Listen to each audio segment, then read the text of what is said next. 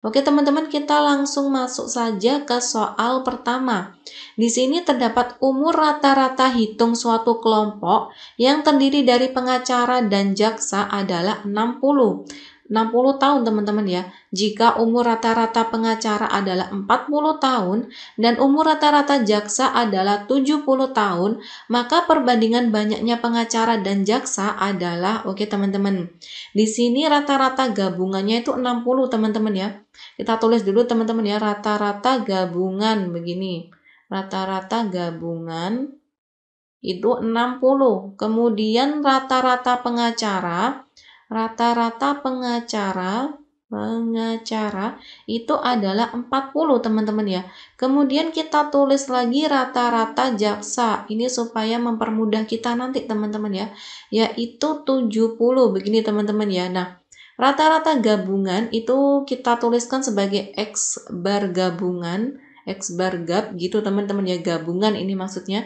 Kemudian rata-rata pengacara kita simbolkan dengan X bar 1, kemudian ini X bar 2 begini teman-teman ya.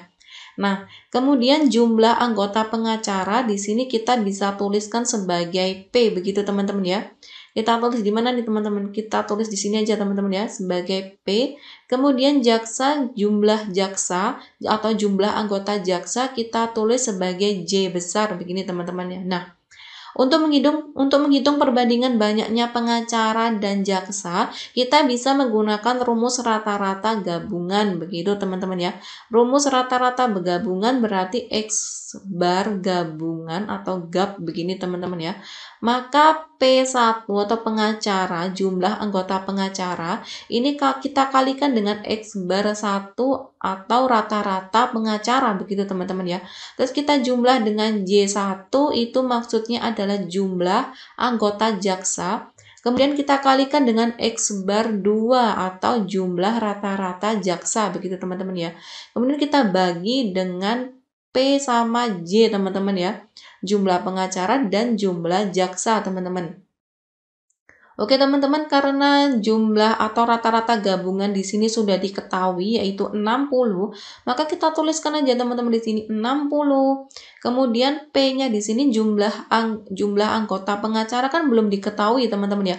Maka kita tulis saja teman-teman P begitu aja. Kemudian X1, X bar 1 atau rata-rata pengacara kan sudah diketahui 40, kita tulis saja. Kemudian J-nya juga belum diketahui, kemudian X bar 2-nya atau rata-rata jaksa teman-teman ya, itu 70, berarti kita kalikan dengan 70, kemudian kita bagi dengan P ditambah J begitu teman-teman ya. Nah, dari sini ini kita bisa kali begini teman-teman ya, berarti 60 kita kalikan dengan P ditambah J. Ini kita pindah ke kiri teman-teman ya, maka 60 ini kita bisa kalikan dengan P ditambah J begini teman-teman ya. Kemudian 40 kali P yaitu 40P, kemudian 70 kali J berarti 70J begini teman-teman. Nah, ini kan bisa kita kali pelangi begini teman-teman ya, yaitu 60P ditambah 60J begini teman-teman ya. Di sini 40P, kemudian di sini 70J. Nah, karena di ruas kanan kiri ada P dan ada J, ini kita jadikan satu aja teman-teman.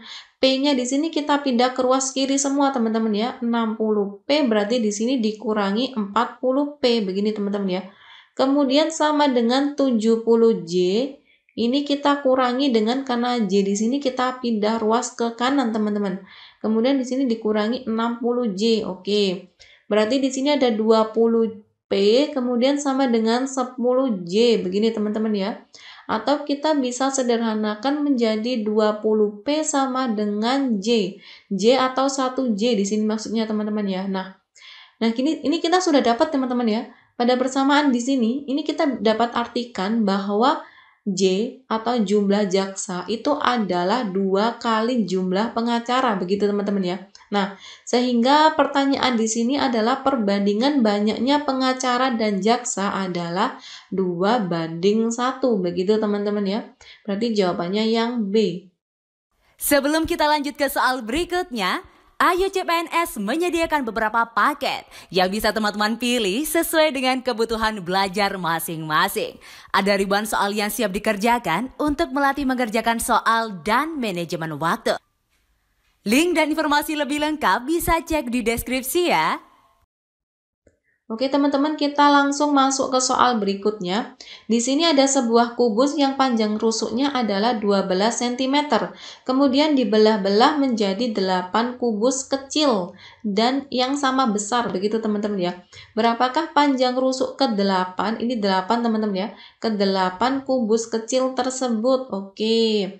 Kita harus nyari dulu karena di sini rusuknya 12. Kita cari dulu aja volume kubus besar, volume kubus besar. Begini teman-teman ya, volume kubus besar. Nah, kubus itu rumusnya apa teman-teman? Sisi kali sisi kali sisi, berarti S pangkat 3, begini teman-teman ya. Nah, ini berarti 12 pangkat 3, berarti kita mendapatkan 1728. Nah, begini teman-teman. Kemudian di sini ada dari kubus besar di sini teman-teman ya. Ini tuh dibelah menjadi 8 kubus kecil.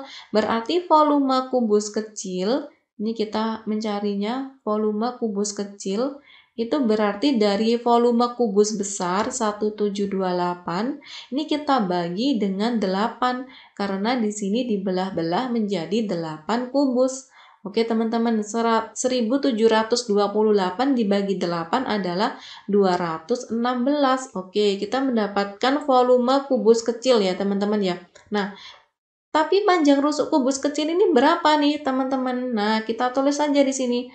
Panjang rusuk kubus kecil. Rusuk kubus kecil, begini teman-teman ya.